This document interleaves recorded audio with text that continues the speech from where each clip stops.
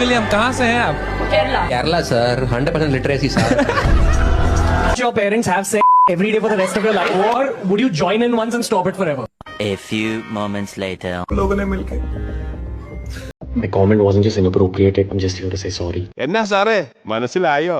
One state with a surplus of oxygen amidst a mounting COVID crisis. And no points for guessing, that state is Kerala.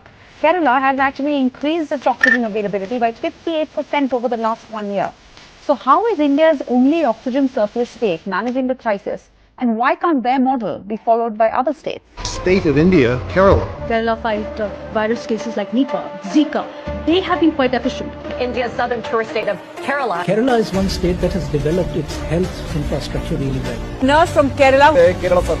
Today we are going to focus on Kerala. The Keralites or Malayalams function smoothly without the contribution of Malayali staff members. Sameer Reena എന്ന് പറയുന്ന വ്യക്തി നടത്തുന്ന YouTube ചാനലിൽ ഒരു വ്യത്യസ്ത തരത്തിലുള്ള പ്രോഗ്രാമാണ് ഈ പറയുന്ന ഇന്ത്യ ഗോട്ട് ലേറ്റൻ്റ് എന്ന് പറയുന്ന പ്രോഗ്രാം എന്ന് പറയുന്നത്. ഒരുപാട് ജഡ്ജസിനെയൊക്കെ കൊണ്ടിരുത്തിക്കൊണ്ട് നടത്തുന്ന ഒരു പ്രോഗ്രാം.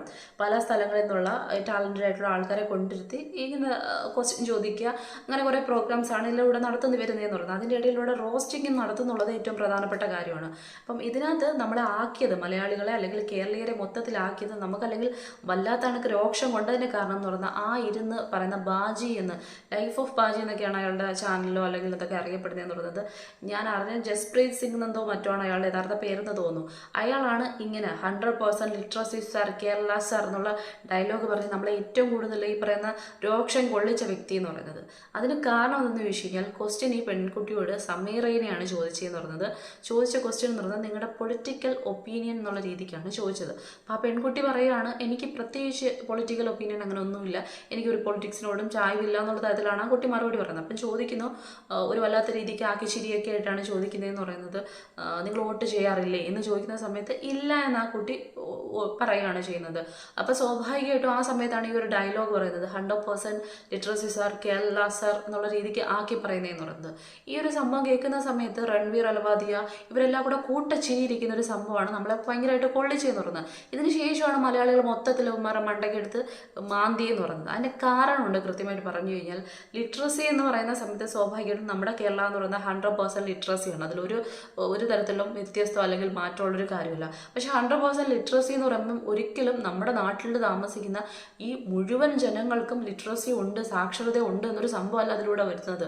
90% അല്ലെങ്കിൽ 98 അങ്ങനെ ഒരു എബോയിലേക്ക് വരുന്നൊരു സംഭവം മാത്രമാണ് നമ്മൾ ചുരുക്കിയിട്ട് 100% എന്നുള്ള രീതിക്ക് വരുന്നതെന്ന് പറയുന്നത്. അതിലപ്പുറത്തേക്ക് പോകുമ്പോഴും സ്വാഭാവികമായിട്ട് നമ്മുടെ ഈ നാട്ടിൽ താമസിക്കുന്ന 100% ആൾക്കാർക്കും അറിവും വിവേകവും ബാക്കി കാര്യങ്ങളും എല്ലാ കാര്യത്തിലും ഉണ്ടെന്ന് നമ്മൾ വാദിച്ചിട്ടില്ല സ്വാഭാവികമായിട്ടും.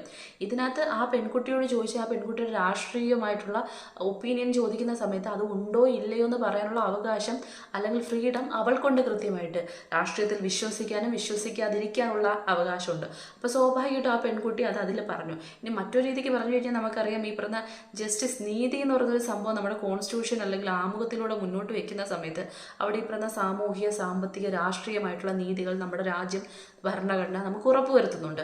അത് ഏറ്റവും പ്രധാനപ്പെട്ട ആ രാഷ്ട്രീയത്തിന് നമ്മൾ എടുത്തു നോക്കുന്ന സമയത്ത് സത്യത്തിൽ എല്ലാവർക്കും ഒരു രാഷ്ട്രീയം വേണം എന്നുള്ളതാണ്. അതായത് ഈ പറഞ്ഞ നമുക്ക് ഒരുപാട് രാഷ്ട്രീയ പാർട്ടികളുണ്ട്. ആ രാഷ്ട്രീയ പാർട്ടികളോട് ഒന്നിനോടും യോജിക്കാതിരിക്കുന്നത് നമുക്കൊരു രാഷ്ട്രീയം ഉള്ളത് കൊണ്ട് തന്നെയാണ്. അതും പ്രധാനപ്പെട്ട കാര്യമാണ്. ആ ഒപ്പീനിയൻ നമുക്ക് മാറ്റി നിർത്താൻ പറ്റും. ആ പെൺകുട്ടിക്ക് ചായവില്ല അല്ലെങ്കിൽ എനിക്കൊരു രാഷ്ട്രീയം ഇല്ല എന്ന് പറയുന്നത്. പക്ഷെ രണ്ടാമത് പറഞ്ഞതിനോട് ഞാൻ യോജിക്കുന്ന കാര്യമില്ല. കാരണം ഞാൻ വോട്ട് ചെയ്യാറില്ല എന്ന് പറയുന്ന സമയത്ത് അതൊരിക്കലും മാസായി മാറുന്നില്ല. നമ്മൾ എല്ലാ ആൾക്കാരും നമുക്ക് കൃത്യമായിട്ട് നമ്മുടെ രാജ്യം മുന്നോട്ട് വയ്ക്കുന്ന നമ്മുടെ ഭരണഘടന മുന്നോട്ട് വയ്ക്കുന്ന ചില അവകാശങ്ങളാണ് ഇത്തരത്തിൽ പറയുന്ന കാര്യങ്ങളെന്ന് പറയുന്നത്. വോട്ട് ചെയ്യുക തന്നെയാണ് കാരണം നമ്മുടെ നാട് എങ്ങനെ പോകണം, ഏത് ആൾക്കാരാണ് നമ്മളെ ഭരിക്കേണ്ടത് അല്ലെങ്കിൽ ഭരണം മുന്നോട്ട് പോകേണ്ടത്, ഏത് പാർട്ടിയാണ്, ഇത്തരത്തിൽ കുറേ കാര്യങ്ങൾ തീരുമാനിക്കാനുള്ള അവകാശം നമ്മുടെ കയ്യിലുമുണ്ട്. അപ്പം ആ ഒരു അവകാശത്തെ നമ്മൾ കൃത്യമായിട്ട് വിനിയോഗിക്കുക എന്നുള്ളത് നമ്മുടെ ഒരു ബോധതലമാണ്. അത് പറഞ്ഞതിൽ എനിക്കും വലിയ യോജിപ്പ് ആ പെൺകുട്ടിയോടില്ല. പക്ഷെ ആദ്യം പറഞ്ഞത് ആ പെൺകുട്ടിക്ക് രാഷ്ട്രീയമുണ്ടോ ഇല്ലയോ എന്നുള്ളത് അവളുടെ കാര്യമാണ്. അപ്പം ഈ ഒരു കാര്യം മാത്രം എടുത്തുകൊണ്ട് ആ പെൺകുട്ടിയെ മാത്രമായിട്ടാണ് പറഞ്ഞിരുന്നതെന്ന് പറഞ്ഞാൽ നമുക്കതിനെ ഒന്നും മൈൻഡ് ചെയ്യേണ്ട കാര്യമില്ല. പക്ഷേ ഒരു പെൺകുട്ടി ആ പെൺകുട്ടിയുടെ സ്വന്തം ഒപ്പീനിയൻ പറയുന്ന ഇൻഡിവിജ്വലായിട്ടുള്ള അവളുടെ ഒപ്പീനിയൻ പറയുന്ന സമയത്ത് സ്വാഭാവികമായിട്ടും ഒരു നാടിനെ മൊത്തം കേരള എന്ന് പറയുന്ന നാടിനെ മൊത്തത്തിൽ ആ കേരളയുടെ ലിറ്ററസിയെ മൊത്തത്തിൽ അടച്ചാക്ഷേപിക്കുക, അതിന് ഒരു കൂസലും ഇല്ലാതെ എല്ലാ ആൾക്കാരും കൂടെ ചേർന്നിട്ട് പൊട്ടിച്ചിരിക്കുക എന്ന് പറയുന്ന സമയത്ത് നമുക്കതിനെ അംഗീകരിക്കാൻ പറ്റുന്ന കാര്യമില്ല. അതുകൊണ്ട് തന്നെ നമ്മുടെ കേരളത്തിൻ്റെ ഒരു പ്രത്യേകത എന്തെന്ന് ചോദിച്ചു കഴിഞ്ഞാൽ ഇവിടെ ജാതിയോ മതമോ ബാക്കി കാര്യങ്ങളോ ഒന്നും നോക്കാതെ എല്ലാ ആൾക്കാരും ഒത്തൊരുമയോടെ കൃത്യമായിട്ട് സാഹോദര്യത്തോടെ കഴിയുന്നത്. ഇന്ത്യ മൊത്തത്തിൽ അങ്ങനെയാണ് കണക്കാക്കുന്നതെങ്കിലും അതിൽ ഏറ്റവും കൂടുതൽ ആ ഒത്തൊരുമ വരുന്നത് കേരളത്തിൽ തന്നെയാണ്. നമുക്ക് പല രാഷ്ട്രീയങ്ങളുണ്ടാവും. നേരത്തെ പറഞ്ഞതുപോലെ ഇവിടെ കമ്മ്യൂണിസ്റ്റ് ഉണ്ട്, ഈ പറയുന്ന കോൺഗ്രസ് ഉണ്ട്, BJP ഉണ്ട്, അങ്ങനെ പല പാർട്ടികളും ഉണ്ടായിരിക്കും. അതിൽ നമ്മൾ അടികൂടാറും ഉണ്ടായിരിക്കും, പലതരത്തിലുള്ള വാഗ്വാദങ്ങൾ പറഞ്ഞു.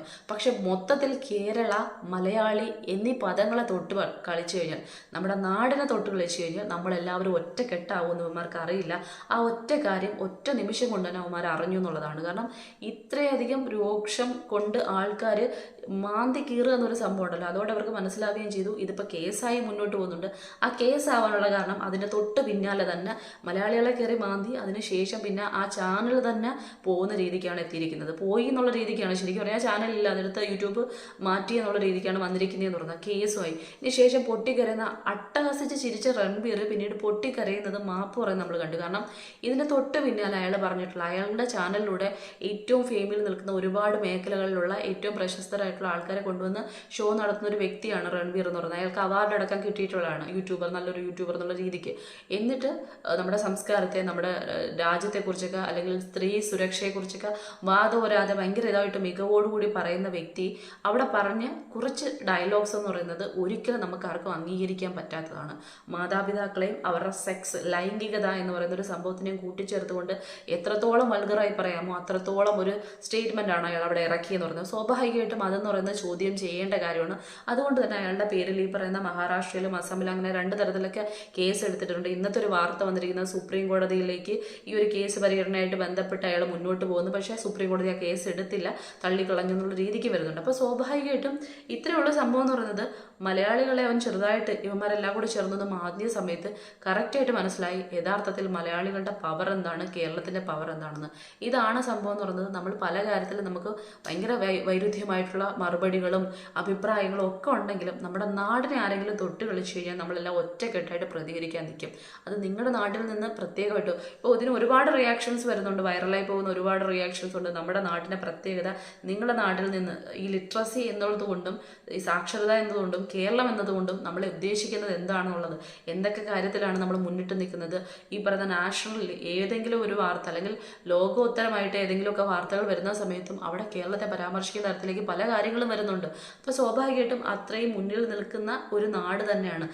നേരത്തെ പറഞ്ഞതുപോലെ 100% ലിറ്ററസി എന്ന് പറയുമ്പം ഇവിടെ താമസിക്കുന്ന എല്ലാ ജനങ്ങൾക്കും അറിവും വിവരവും വിവേകവും ഉള്ള എല്ലാ പ്രവൃത്തികളും ഉണ്ടെന്നല്ല, താരതമ്യേന ഇവിടെ ഉള്ള ആൾക്കാർക്ക് കൃത്യമായിട്ട് അറിവും വിവേകവും. സാക്ഷരത എന്ന് പറയുന്ന ലിറ്ററസി എന്ന് പറയുമ്പോൾ തന്നെ ഒരാൾക്ക് സ്വന്തമായിട്ട് ഒരു സമൂഹത്തിൽ അല്ലെങ്കിൽ ഒരു സാഹചര്യത്തിൽ മുന്നോട്ട് വരാൻ കഴിയുക, ഇൻഡിവിജ്വലായിട്ട് ഒരു ഗ്രോപ്പ് ഉണ്ടാവുക, അതിന് വേണ്ടിയിട്ടുള്ള ഉതകുന്ന സാഹചര്യങ്ങൾ ഉണ്ടാക്കിയെടുക്കുക, ഇതൊക്കെയും സാക്ഷരതയുടെ ലിറ്ററസിയുടെ ഭാഗങ്ങൾ തന്നെയാണ്.